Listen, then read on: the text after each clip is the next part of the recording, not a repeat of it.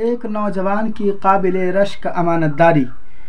तुर्की का एक बड़ा मारूफ ताजिर था जिसको अल्लाह तबारक व तआला ने रिज़्क़ की बहुत ज़्यादा फरावानी दी थी। हर तरह का उसको माल और दौलत दिया था। उसके बड़े बड़े बागात थे। एक बागात थे जिसमें एक मुबारक नाम का नौकर रहता था। वक्तन फ़वक्तन ये ताजिर अपने बाग में जाया करता। एक मरतबा जब बाग में पहुंचा तो मुबारक से कहा, मुबारक मेरे लिए अनार का जूस लाओ। चुनांचे मुबारक गया और अनार तोड़ा और एक गिलास जूस बना करके लेकर के आया। जब जूस ताजिर ने पिया तो वो जूस बहुत खट्टा था, पिया नहीं जा रहा था। तो ताजिर ने मुबारक से कहा कि ये ले जाओ, ये खट्टा है, दूसरा मीठा अनार लाओ, उसका जूस बना करके लाओ। चुनांचे जब मुबारक दोबारा गया, दूसरा अनार तोड़ा और वो अनार का जूस बना करके जब ताजिर को पेश किया तो वो इतना खट्टा था, इतना खट्टा था कि पिया नहीं जाता था। जब ताजिर ने मुंह के करीब किया और इतना ज़्यादा खट्टा उसको मालूम हुआ तो उसको गुस्सा आ गया। वो मुबारक पर नाराज़ होने लगा कि मुबारक, तुमको यहाँ पर आए हुए इतने साल हो गए, तुम्हें अभी इस बात का भी सलीका नहीं आया है कि कौन सा फल मीठा है और कौन सा खट्टा है, कि क्या तुम कर रहे हो। तो ताजिर ने के नौकर मुबारक ने ऐसा जवाब दिया जो हमारे और आपके लिए एक नमूना है। मुबारक ने कहा कि मालिक साहब, ताजिर साहब, इस बाग में रहे हुए मुझे कई साल ज़रूर हो गए हैं, लेकिन मैंने अभी तक किसी फल को नहीं चखा। कौन सा फल खट्टा है, कौन सा मीठा है। क्यों कि आपने मुझे यह बाग की निगरानी करने के लिए रखा है, बाग का फल चखने के लिए नहीं रखा है। तो इसलिए मैंने अभी तक किसी फल को चखा ही नहीं, मुझे पता ही नहीं है कि कौन सा दरख्त का फल मीठा है और किसका खट्टा है। चुनांचे जब ताजिर ने यह बात सुनी तो उसको बड़ी हैरानी हुई और बड़ी खुशी हुई कि मेरे बाग में ऐसा नौकर है। तो उस ताजिर ने सोचा कि जब ये नौकर, इसके अंदर खौफ खुदा इतना ज़्यादा है तो मुनासिब है कि मेरी खिदमत के बजाय वो ये मालिकुल मुल्क यानी अल्लाह तबारक व तआला की खिदमत करे। तो ताजिर ने उनसे पेशकश की, ए मुबारक, अगर तुम चाहो तो तुम्हारी जगह पर हम किसी और दूसरे नौकर को ला के रख देंगे, तुम मेरे साथ चलो। मेरे घर के बराबर में एक घर है जिसको मैंने घर के मुलाजिमों के लिए रखा है, वहाँ चल के तुमको रहने के लिए जगह देंगे। वहाँ तुम इत्मीनान से रहना, सुकून से रहना, खालिस अल्लाह की इबादत करना और तुम्हें जितना तनख्वाह यहाँ बागात की निगरानी करने के लिए मिलते थे उससे ज़्यादा तनख्वाह तुम्हें वहीं मिल जाया करेंगे और वहाँ तुम्हारी हमसे बराबर मुलाकात भी होती रहेगी। चुनांचे ताजिर मुबारक को लेकर के गए और अपने घर के बराबर घर में रख दिया। वक्तन फ़वक्तन जाते, मुलाकात करते, बातचीत होती, गुफ्तगू होती। चुनांचे एक बार जब ताजिर आया तो उसके चेहरे पर अजीब व गरीब कैफियत थी। उसका चेहरा मुरझाया हुआ था, उनके चेहरे पर हसरत के आसार नुमाया थे। मुबारक ने उनसे पूछा कि ताजिर साहब, मालिक साहब, क्या हो गया है, आप क्यों रंजीदा है, क्यों अफसुर्दा है, लग रहा है कि आप परेशान हैं। ताजिर ने कहा, हाँ मुबारक, वाकई में परेशान हूँ। मेरी एक बेटी है, वो जवानुल उम्र हो गई है, उसकी शादी कराना है। उसके रिश्ते के लिए बड़े बड़े उमरा, रुआसा, वुज़रा, बादशाहों, मालदारों के लड़के आते हैं रिश्ते लेकर के, लेकिन हम परेशान हैं कि किसके रिश्ते को कबूल करें, हम अपनी बेटी का निकाह किससे कराएं। तो मुबारक ने उनसे कहा, देखिए, हमसे पहले दो उम्मतें गुजरी हैं, एक यहूद यानी मूसा अलैहिस्सलातु वस्सलाम को मानने वाले। चुनांचे उनकी उम्मत माल के पुजारी थे, सोने चांदी के पुजारी थे, रुपये पैसे के पुजारी थे। फिर उसके बाद एक कौम आई, इस नसारा, जिसको हम और आप ईसाई कहते हैं। ये कौम हुस्न परस्त यानी खूबसूरत परस्त बनी। ये लोग जब शादी ब्याह करते तो खूबसूरती को देखते, हुस्न को देखते, जमाल को देखते। ये लोग खूबसूरती के पीछे इतने बने कि खूबसूरती का यानी हुस्न परस्त बन करके रह गए। और हमारे आका जनाब रसूलुल्लाह सल्लल्लाहु अलैहि वसल्लम इसकी दरमियानी दीन लेकर के आए और हमारे आका जनाब रसूलुल्लाह सल्लल्लाहु अलैहि वसल्लम ने फरमाया, जब इंसान शादी करता है तो माल और दौलत की वजह से करता है, ख़ानदान की वजह से करता है, नसब की वजह से करता है, खूबसूरती की वजह से करता है, लेकिन इन तीनों चीज़ों की वजह से करने वाला शादी नाकाम होता है, बेमुराद होता है। एक चौथी चीज़ है, उसकी बिना पर अगर निकाह किया जाए, शादी किया जाए तो वो कामयाब हो जाता है, वो चीज़ है दीनदारी। इसलिए आप जाइए तमाम रुआसा के, तमाम वज़ारा के, तमाम बादशाहों के, तमाम अमीरों के, तमाम ताजिरों के बेटे को देखिए, उनकी ज़िंदगी को टटोलिए, उनकी आदत को, अखलाक को, किरदार को, तमाम चीज़ों को टटोलिए और देखिए उनमें जो सबसे ज़्यादा दीनदार हो, सबसे ज़्यादा जिसका अखलाक अच्छे हो, सबसे ज़्यादा जिसके अंदर खशियत इलाही हो, जिसके अंदर अल्लाह का डर हो, तकवा हो, परहेजगारी हो, उसको इख्तियार कीजिए। चुनांचे ताजिर अपनी बीवी के पास गया और चल कर के मुबारक का पूरा वाक़या बयान किया। तो बीवी ने कहा, वाक़ई ये हमारा मुबारक तो सही बात कह रहा है। और जब सबकी ज़िंदगी को गौर व खोज किया तो हर एक के अंदर कुछ ना कुछ कमी थी। दुनिया का मालो दौलत, जाहो जलाल, सब चीज़ें तो मौजूद थी, लेकिन दीनदारी उनके अंदर बहुत ज़्यादा कम थी। तो गौर करते करते बीवी ने कहा, जब हमें दीन की बिना पर रिश्ता करना ही है तो उसी मुबारक से क्यों ना रिश्ता कर लें। तो शोहर ने कहा, वाक़ई तुम्हारी बात तो बहुत अच्छी है, अगर हमें दीन की बिना पर करना ही है तो उसी नौजवान से अपनी बेटी का निकाह करवा देंगे, ज़्यादा बेहतर रहेगा। तो सब ने हाँ में हाँ मिलाई और फिर दोबारा मुबारक के पास आए और आकर के कहा, मुबारक अगर हमारी एक पैगाम को कबूल कर लें, हमारे बेटी का रिश्ता आप ही के साथ होना है, अगर आप इसको कबूल कर लें। मुबारक ने भी सोचा कि वाकई ये तो मेरा मालिक है, मेरे ऊपर इनका बहुत एहसान है, इन्होंने मेरे लिए अल्लाह की इबादत करने के लिए खालिस कर दिया है, मुझे घर में बैठे बैठे तनख्वाह भी देता है, मुझे इज्जत की निगाह से भी देता है, तमाम चीज़ों का ख्याल करता है, और वो बच्ची भी दीनदार है, नेक है, खूबसूरत है, तो क्यों ना मैं उस रिश्ते को कबूल कर लूँ। चुनांचे मुबारक ने उस रिश्ते को कबूल कर लिया। तो अल्लाह तबारक व तआला ने उन दोनों के रिश्ते की बिना पर अल्लाह तबारक व तआला ने उनको एक बेटा इनायत अता फरमाया।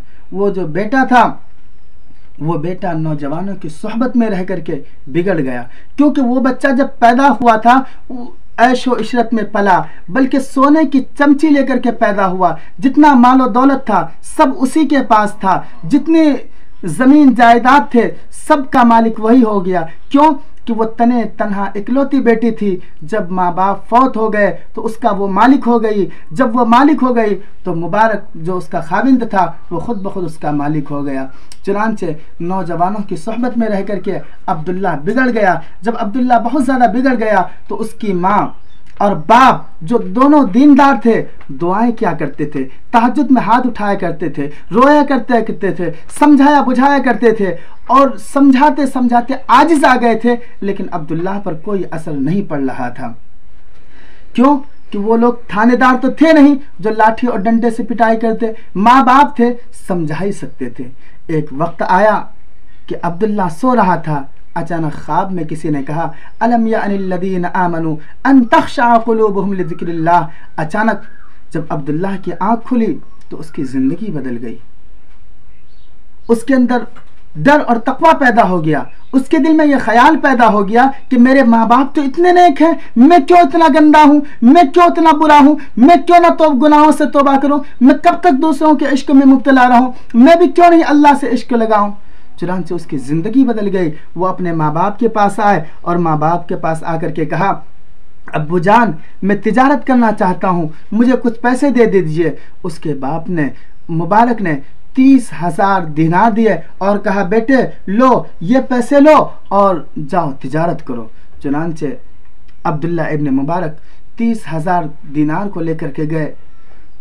उन पैसों से बड़े बड़े उलमा से, मुहद्दिसीन से, मुफस्सिरीन से, तमाम बड़े बड़े लोगों से इल्म हासिल किए। एक आलिम से इल्म हासिल किया, दूसरे आलिम से इल्म हासिल किया, तीसरे से किया, जहाँ तक कि बेशुमार लोगों से इल्म हासिल किया। 2 साल के बाद जब घर लौटा तो उसके माँ बाप ने उसे इस्तकबाल किया, इज़्ज़त व एहतराम की निगाह से बिठाया, और बिठाने के बाद उनके अब्बा मुबारक ने उनसे कहा, बेटा तुम 30,000 दिनार लेकर के गए थे, तुम क्या तिजारत करके लाए हो, कितना मुनाफा कमा करके लाए हो। अब्दुल्ला ने बड़े इत्मीनान से जवाब दिया, तुनजीकुम मिन आज़ाबिन अलीम। अब्बा जान, मैं तिजारत करने के लिए गया था, तिजारत किया हूँ, लेकिन मैं ऐसी तिजारत किया हूँ जो अज़ाब अलीम, दर्दनाक अज़ाब से यानी जहन्नम से हिफाजत करेगी। ऐसी मैंने तिजारत की है। चुनांचे इतना सुनना था कि बाप खुशी में रोने लग गए, क्योंकि उनकी दिली तमन्ना ही थी, आरज़ू ही थी कि उसका बेटा किसी तरह नेक हो जाए। क्यों कि वो तहज्जुद में दुआ किया करते थे, हमारा वक्त खुदा से पुकारा करते थे, ए अल्लाह मेरा बेटा नेक हो जाए। और क्यों ना हो, जब छोटा बच्चा छोटा सा होता है, 6-7 साल की उम्र में होता है, माँ बाप के साथ जाता है, तो उस टाइम दुआ मांगता है, रब्बि जअलनी मुक़ीमस्सलात व मिन ज़ुर्रिय्यती रब्बना व तक़ब्बल दुआ। उसी वक्त से दुआ करता है कि ए अल्लाह मेरे औलाद नेक साले हो। अभी तो छोटा है, बच्चा है, नन्ना मुन्ना है, लेकिन फिर भी बच्चे के लिए दुआ मांग रहा है। अल्लाह को मालूम है कि ये बच्चा भी ज़रूर है, छोटा ज़रूर है, लेकिन एक वक्त होगा कि ये बड़ा होगा, इसकी शादी होगी, इनके औलाद होंगे, तो उस वक्त वो बच्चे नेक होते हैं। चुनांचे वो बाप जिसकी दिली अरमान थी, हसरत थी, जिसके लिए बचपन में दुआ की थी, अब बाल सफ़ेद हो गए, उम्र 60-70 साल हो गए, उसकी तमन्ना अब तक पूरी नहीं हुई थी। लेकिन जब बेटे ने आकर के कहा, तुनजीकुम मिन आज़ाबिन अलीम, अब्बा जान मैं ऐसी तिजारत करके आया हूँ जो अज़ाब अलीम से निजात देगी, तो बाप खुशी से फूले नहीं समाया और खुशी से रोने लग गए और अपने बाप को बेटे को ढेर सारी शाबाशी दी और उनको दिलासा दिया और कहा, बेटे ये रुपए और लो और इल्म हासिल करो। चुनांचे अब्दुल्ला इब्ने मुबारक उन पैसों को लेकर के इल्म हासिल किया, खूब इल्म हासिल किए, खूब इल्म हासिल किए, यहाँ तक कि इतना इल्म हासिल किया कि मुअर्रिखीन लिखते हैं कि उन्होंने 4000 मुहद्दिसीन से हदीस का इल्म हासिल किया। हम और आप कितना किए होंगे? अगर आपने 30-40 साल तक पढ़ा तो कितने उस्ताद होंगे? 100, हद से ज़्यादा 150, 200, इससे ऊपर नहीं होंगे। लेकिन अब्दुल्ला इब्ने मुबारक ने अपने ज़माने के 4000 मुहद्दिसीन से इल्म का हदीस सीखे और फिर इतना इल्म हासिल किया और इतना बड़ा मकाम व मर्तबा हुआ कि इमाम अहमद इब्न हम्बल की मजलिस में जब वो जाते तो इमाम अहमद इब्न हम्बल अपनी जगह से खड़े हो जाते और अपने बच्चों को कहते कि देखो हमारे पास मशरिक़ व मगरिब का आलिम चले आया है, यानी इसके पास मशरिक़ में जितना इल्म है वो भी उसके साथ मौजूद है और जो मगरिब में जितना इल्म है ये तमाम चीज़ें इनके पास मौजूद हैं। और फिर एक वक्त वो आया कि उनको इतना ज़्यादा इल्म हुआ, इतना ज़्यादा इल्म हो गया कि इमाम अबू हनीफा रहमतुल्लाह अलैह के 40 बड़े शागिर्द थे जो इल्म फ़िक़ह का इस्तिंबात किया करते थे। उन 40 में से एक इमाम अब्दुल्ला इब्ने मुबारक भी थे। ख़ुद अब्दुल्ला इब्ने मुबारक ने फ़िक़ह का इल्म इमाम अबू हनीफा रहमतुल्लाह अलैह से सीखी और हदीस के इल्म में अस्माउर रिजाल में लिखा, ऐसे अल्फाज लिखे हैं उनके बारे में कि इमाम बुखारी के बारे में भी इतने अच्छे अल्फाज नहीं लिखे हैं। और उनका हदीस का दर्स इतना मकबूल हुआ, इतना मकबूल हुआ कि सारी दुनिया से लोग ऐसे उनके पास सिमटे चले आते थे, जिस तरह मीठी चीज़ को देखकर चींटी चारों तरफ से दौड़े चले आती है, कतार दर कतार लगे हुए चले आती है, इसी तरह अब्दुल्ला इब्ने मुबारक के पास सारी दुनिया से तलबाए किराम जो इल्म हदीस का शौक़ रखते थे इल्म सीखने के लिए चले आते थे। यहाँ तक कि एक वक्त वो भी आया कि एक वक्त में बैठ करके 40,000 तलबा को दर्स दिया करते थे और उनके दर्स में 1100 मुकब्बिर हुआ करते थे जो आवाज़ को सुन सुन करके पीछे तक पहुंचाया करते थे। अल्लाह तबारक व तआला ने उनको इतना बड़ा मकाम अता फरमाया कि आम व ख़ास सब में मकबूल हुए। ये क्यों हुए? उसके अंदर चंद सिफ़ात थी। अगर वो सिफ़ात हमारे अंदर भी चले आए तो इंशाअल्लाह हम और आप भी कामयाब हो जाएंगे। कोशिश करें हम और आप भी अपने अंदर लाने की कोशिश करें। उनमें से एक सिफत ये थी कि उनके अखलाक बहुत अच्छे थे, उनके अखलाक करीमाना थे, सबसे अच्छा सलूक करते थे, बच्चों से प्यार करते थे, नौजवानों की इज्जत किया करते थे, बड़ों और बूढ़ों का एहतराम किया करते थे और हर खास व आम सबको इज्जत की निगाह से देखा करते थे, सबके दुख दर्द में काम आया करते थे, किसी के दिल को नहीं दिखाया करते थे। एक हम और आप हैं कि सबके दिल को दिखाते थे, लेकिन एक अब्दुल्ला इब्न मुबारक थे, वो किसी के दिल को नहीं दिखाते थे। हम अपने माँ बाप का दिल दुखाते हैं, भाई बहनों का दिल दुखाते हैं, पड़ोसी का दिल दुखाते हैं, गाँव समाज वालों का दिल दुखाते हैं, रिश्तेदारों का दिल दुखाते हैं, दोस्तों अहबाब का दिल दुखाते हैं, लेकिन एक अब्दुल्ला इब्न मुबारक थे जो किसी का भी दिल नहीं दुखाया करते थे। एक शख्स इनके पास आया और आकर कहने लगा, अब्दुल्ला इब्न मुबारक, मेरे पास 700 दिनार कर्ज है, वो मुझे परेशान कर रहा है। उस कर्ज की वजह से मैं खुद गमगीन रहता हूँ, गमज़दा रहता हूँ, अफसरदा रहता हूँ, परेशान रहता हूँ, सुकून नहीं मिलता है। अगर आप 700 दिनार मुझे इनायत कर दें, मैं उसका कर्ज अदा कर दूँ तो मुझे सुकून मिल जाएगा, इत्मीनान हो जाएगा और मैं आराम से ज़िंदगी गुजारने लग जाऊँगा। तो अब्दुल्ला इब्न मुबारक ने एक चिट्ठा लिखा और कहा, जाओ मुंशी से चल करके ये पैसे ले लो। चुनांचे वो शख्स जब चिट्ठा लेकर, पर्ची लेकर मुंशी के पास पहुंचा, मुहासिब के पास पहुंचा और कहा कि मुझे 700 दिनार दे दो। चुनांचे उस चिट्ठी के अंदर 7000 लिखे हुए थे। उस मुंशी ने सोचा कि शायद भूल से एक सिफर ज़्यादा हो गया होगा। दोबारा उस पर्ची को अब्दुल्ला इब्न मुबारक के पास लाए और आकर के तहकीक किया कि भाई देखिए ये 700 कह रहा है, इसमें 7000 लिखा हुआ है। तो अब्दुल्ला इब्न मुबारक ने वो पर्ची ली और पर्ची लिख करके उसको काट करके 7 के बजाय 14000 लिख दिया और वो पर्ची दे दिया। चुनांचे वो शख्स गया और 14000 लेकर के चले गया।